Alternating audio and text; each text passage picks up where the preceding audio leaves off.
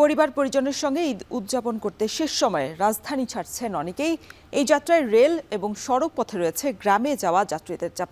ট্রেনে ঈদ যাত্রার খবর জানাতে কমলাপুর থেকে যুক্ত হচ্ছেন সহকর্মী আসিফ ইকবাল, রাজধানীর সাইদাবাদ বাস টার্মিনালে আছেন সহকর্মী মাঝার ইমন এবং টাঙ্গাইল বাস স্ট্যান্ড থেকে যুক্ত হচ্ছেন সহকর্মী কাউসার আহমেদ। তবে শুরুতেই আসিফ, আপনার কাছে জানতে চাই, রেল পথে যাত্রীদের চাপ কেমন দেখছেন এবং স্ট্যান্ডিং যে টিকিট আছে সেটা আসলে যাত্রীরা পাচ্ছেন কিনা এখন?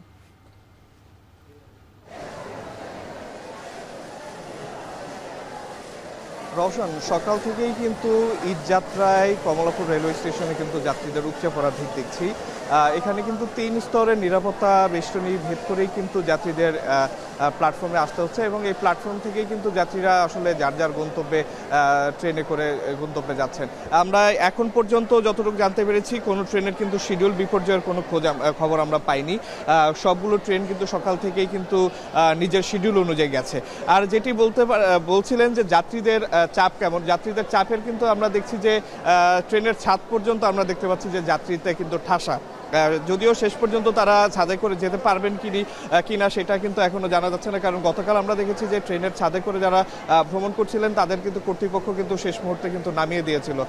তো এখন পর্যন্ত আমরা যা দেখছি যে ট্রেন এই কমলাপুর রেল স্টেশনে কিন্তু যাত্রীদের উপচে পড়া ভিড় এবং সকাল থেকেই সবাই নিজ নিজ গন্তব্যে যাওয়ার জন্য কিন্তু রেলওয়ে স্টেশনে আসছেন। তাদেরকে কিন্তু প্রত্যেককেই 3 স্তরের যে নিরাপত্তা বেষ্টনী আছে সেখানে তিনবার করে টিকিট চেক করে কিন্তু তারপর তাদেরকে তাদের নির্ধারিত প্ল্যাটফর্মে নির্ধারিত ট্রেনে করে কিন্তু যেতে হচ্ছে।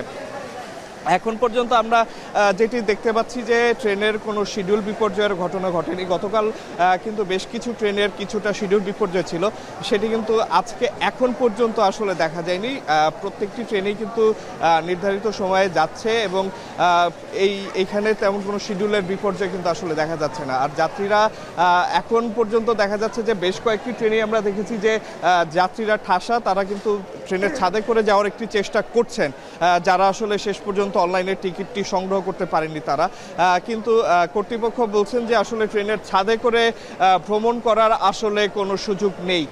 সেক্ষেত্রে হয়তো যারা ছাদে করে ভ্রমণ করতে চেষ্টা করছেন তারা হয়তো শেষ পর্যন্ত সেই ভ্রমণটি আসলে করতে পারবেন না।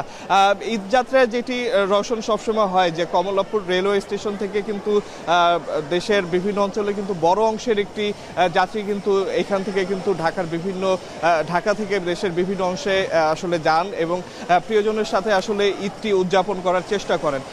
সেই হিসেবে কিন্তু প্রত্যেক বছরেই কমলাপুর রেলওয়ে স্টেশনে এই যে যাত্রীদের একটি ভিড় সেটি কিন্তু পরিলক্ষিত হয়। কিন্তু অন্যান্য সময়ের চেয়ে অন্যান্য বারের চেয়ে এবারের ঈদ যাত্রাটি তুলনামূলক স্বস্তিদায়ক বলে মন্তব্য করছেন যাত্রীরা। তারা বলছেন যে অন্যান্য সময় যে ধরনের অব্যবস্থাপনা বা অন্যান্য সমস্যাগুলোর মুখে তারা পড়েন, এবার কিন্তু সেই অব্যবস্থাপনা বা অন্যান্য সমস্যা তারা দেখছেন না এবং তারা স্বস্তিতেই কিন্তু আসলে তাদের ভ্রমণটি করতে পারছেন।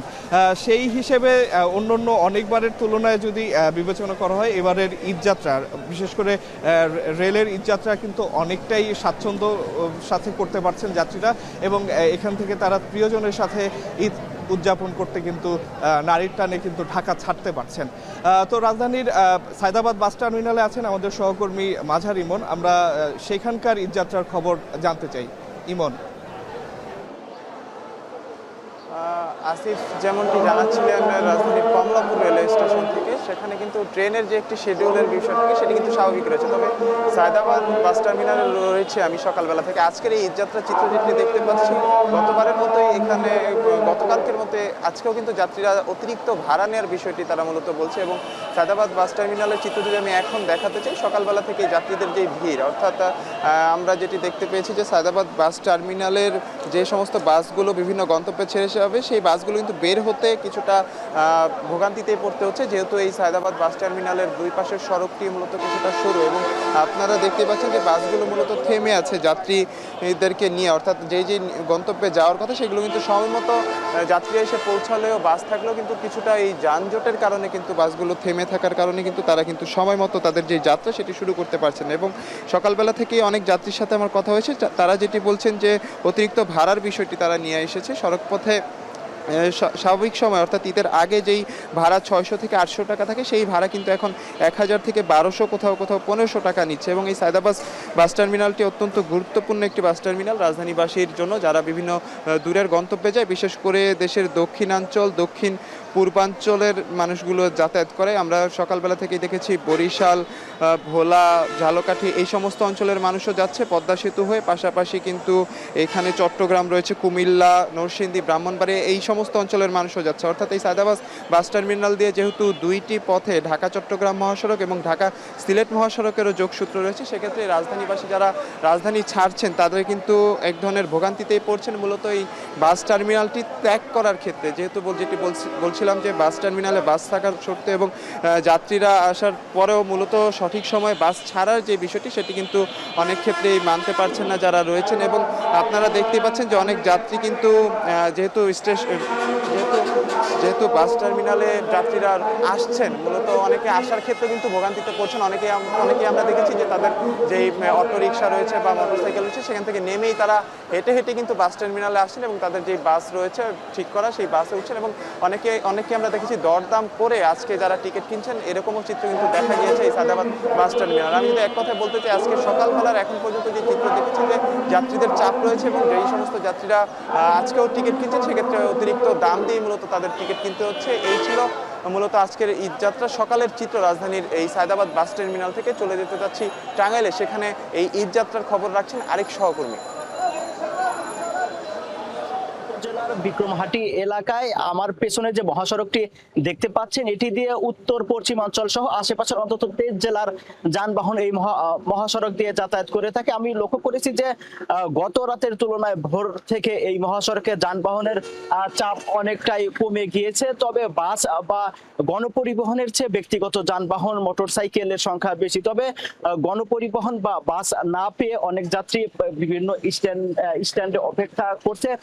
তারা বলছেন কেউ কেউ আধা ঘন্টা থেকে 1 ঘন্টা পর্যন্ত অপেক্ষা করছেন বাসের জন্য, তারা পাচ্ছেন না। তারপরেও 2-1টি বাস যা পাচ্ছে তাদের কাছ থেকে 2 থেকে 3 গুণ ভাড়া বেশি নেওয়া হচ্ছে। তারা বলছেন আগে সিরাজগঞ্জের ভাড়া 50 থেকে 100 টাকা নেওয়া হলো, আজকে তাদের কাছ থেকে 2 থেকে 250 টাকা বেশি ভাড়া নেওয়া হচ্ছে। এরকম কিন্তু প্রত্যেকটা জেলারই ভাড়া বৃদ্ধি নিচ্ছে উত্তরাঞ্চলের, এমনটি অভিযোগ করেছেন ঘরমুখ মানুষ। তারা বলছেন যে ঈদযাত্রাকে ঘিরে তারা প্রিয়জনদের সাথে ঈদ করতে বাড়ি যাচ্ছেন, কিন্তু এই অতিরিক্ত ভাড়া আদায় করার কারণে তারা বিপাকে পড়েছেন। তবে তারা বলছেন যে এ বিষয়ে যদি প্রশাসন বা সংশ্লিষ্ট কর্তৃপক্ষ যদি ব্যবস্থা গ্রহণ করতো তাহলে তাদের অনেকটাই উপকার হতো। এদিকে টাঙ্গাইলের জেলা প্রশাসন ও পুলিশ সুপার গতকাল এই মহাসড়ক পরিদর্শন করেছে। আমরা তাদের কাছে প্রশ্ন করেছিলাম যে যারা অতিরিক্ত ভাড়া আদায় করছে এই বিষয়ে তারা প্রয়োজনীয় পদক্ষেপ গ্রহণ করবেন কিনা। জেলা প্রশাসক ও পুলিশ সুপার জানিয়েছেন যে তাদের কাছে যদি কেউ অভিযোগ করেন তাহলে তারা এই বিষয়ে ব্যবস্থা গ্রহণ করবেন। তবে যাত্রীরা বলছেন যে তারা জেলা প্রশাসক ও পুলিশ সুপারকে এই মহাসড়কের থেকে কিভাবে যোগাযোগ করবেন এই বিষয়টি তারা অবগত না। আর এদিকে জেলা প্রশাসনের পক্ষ থেকে দাবি করা হচ্ছে যে মহাসড়কের গুরুত্বপূর্ণ পয়েন্টে এক্সিকিউটিভ ম্যাজিস্ট্রেট সহ প্রশাসনের কর্মকর্তারা দায়িত্ব পালন করছেন। তবে আমরা এক্সিকিউটিভ ম্যাজিস্ট্রেট বা প্রশাসনের কোনো কর্মকর্তাকে এই মহাসড়কে আমরা দেখিনি, যে কারণে এই সুযোগে কিন্তু অতিরিক্ত ভাড়া আদায় করছে বলে জানিয়েছেন এই ঈদে ঘর ফেরা মানুষরা। আর এদিকে গত রাত 12টা পর্যন্ত গত 24 ঘন্টায় যমুনা সেতুতে প্রায় 48,300 অধিক যানবাহন পারাপার হয়েছে। এতে টোল আদায় হয়েছে 3,38,00,000 টাকার উপরে। তো এই ছিল আমার কাছে ঈদ যাত্রার সবশেষ তথ্য।